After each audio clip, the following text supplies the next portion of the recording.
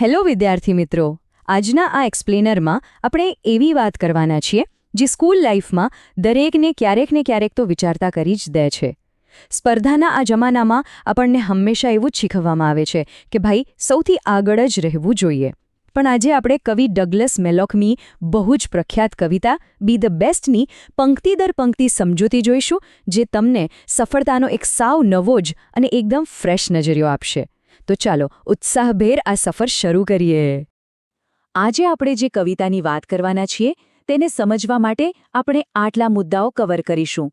કવિતાનો મુખ્ય સંદેશ, તેમાં આવતા અમુક નવા શબ્દો, પ્રકૃતિના ઉદાહરણો, આપણી ભૂમિકાઓ, આ રૂપકોની સરખામણી અને છેલ્લે સફળતાનું સાચું ફોર્મ્યુલા. તો ચાલો શરૂ કરીએ. વિભાગ 1, કવિતાનો મુખ્ય સંદેશ.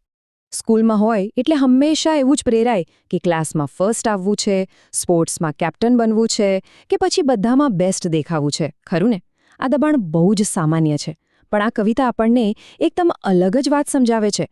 દુનિયામાં દરેક વ્યક્તિ કંઈ મોટી સેલિબ્રિટી કે હીરો ન બની શકે.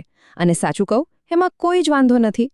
અગત્યનું એ નથી કે તમે સૌથી મોટી કે પ્રખ્યાત જગ્યા પર છો કે નહીં. અગત્યનું એ છે કે તમે જ્યાં પણ છો ત્યાં તમારું બેસ્ટ યોગદાન આપો છો કે નહીં. હવે જોઈએ વિભાગ 2, મહત્વપૂર્ણ શબ્દભંડોળ. કવિતાની લાઈનો પર જઈએ એ પહેલાં 2-3 નવા શબ્દો સમજી લઈએ, જેથી કવિતા એકદમ ક્લિયર થઈ જાય. સ્ક્રબ એટલે જમીન પર ઉગતા નાના છોડ કે ઝાડવા. રીલ એટલે જંગલમાંથી વહેતું એકદમ નાનકડું ઝરણું. પછી 2 માછલીઓના નામ આવે છે. મસ્કી, જે એકદમ મોટી અને કદાવર માછલી હોય છે, જ્યારે બેસ એ નાની પણ એકદમ સ્ફૂર્તિવાળી માછલી હોય છે. અને હા, ક્રૂ એટલે વહાણ ચલાવતા ખલાસીઓ અને ટ્રેલ એટલે સાંકડી કેડી. બસ આટલા શબ્દો મગજમાં રાખજો, આગળ બહુ કામ લાગશે. આગળ વધીએ વિભાગ 3 પર, પ્રકૃતિના રૂપકોની સમજૂતી. કવિતાની શરૂઆત કંઈક આવી રીતે થાય છે. If you can't be a pine on the top of the hill, be a scrub in the valley, but be the best little scrub by the side of the rill. Be a bush if you can't be a tree. શું કમાલની વાત કરી છે કવિએ. જો તમે ટેકરીની ટોચ પર ઉગેલું સૌથી ઊંચું પાઇન વૃક્ષ ન બની શકો તો કોઈ જ પ્રોબ્લેમ નથી. ખીણમાં ઉગતો એક નાનું છોડ બની જાઓ, પણ એવો છોડ જે પેલા ઝરણાની બાજુમાં સૌથી બેસ્ટ દેખાતો હોય. આપણે મોટાભાગે વિશાળ પાઇન વૃક્ષને જ મહાન માનીએ છીએ, જે પહાડની ટોચ પર ગર્વથી ઊભું હોય છે.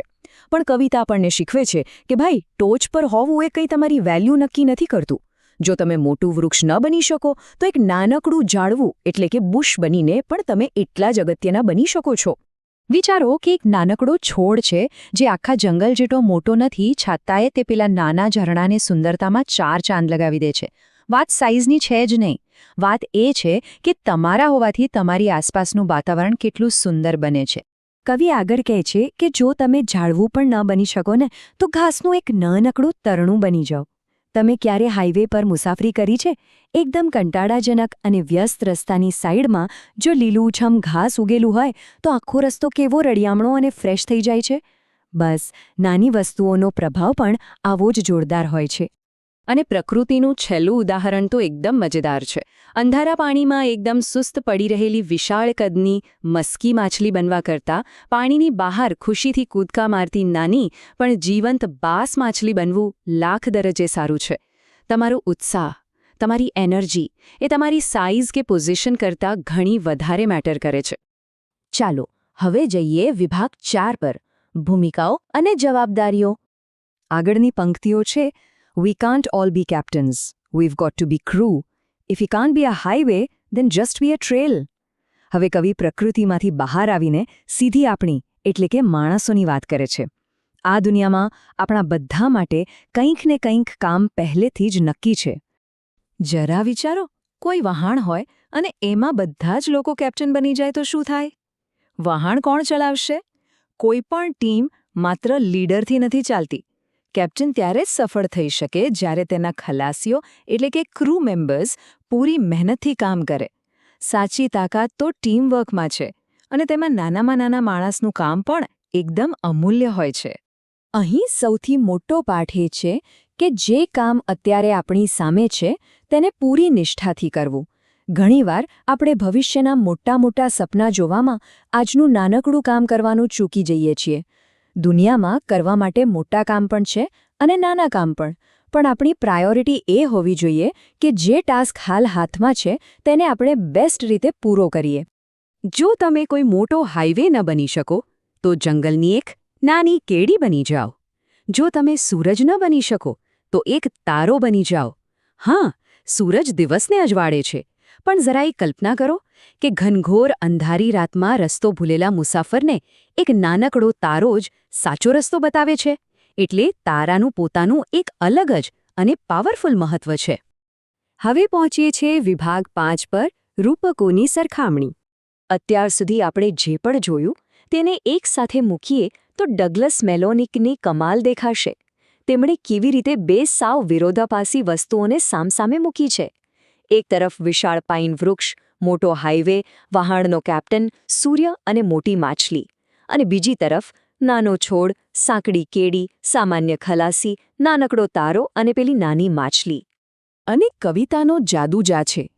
આ કવિતા આપણને એકદમ સ્પષ્ટપણે સમજાવે છે કે આ જમણી બાજુની નાની વસ્તુઓની કિંમત ડાબી બાજુની મોટી વસ્તુઓ જેટલી જ છે, બિલકુલ સમાન. નાનું હોવું કે સામાન્ય હોવું એ કોઈ નબળાઈ નથી. બંને પોતાની જગ્યાએ એક સરખા જ મૂલ્યવાન છે. તો ચાલો હવે જોઈએ છેલ્લો અને સૌથી અગત્યનો વિભાગ 6, સફળતાનું સૂત્ર.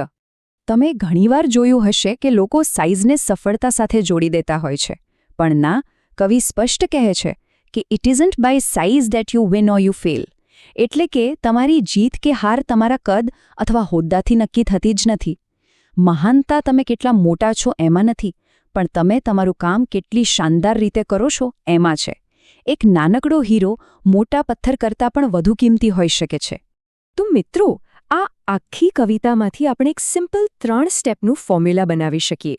પહેલું સ્ટેપ, તમારી હાલની પરિસ્થિતિ કે તમારા નાના રોલનો ખુશીથી સ્વીકાર કરો, કોઈ જ લઘુતા ગ્રંથિ નહીં.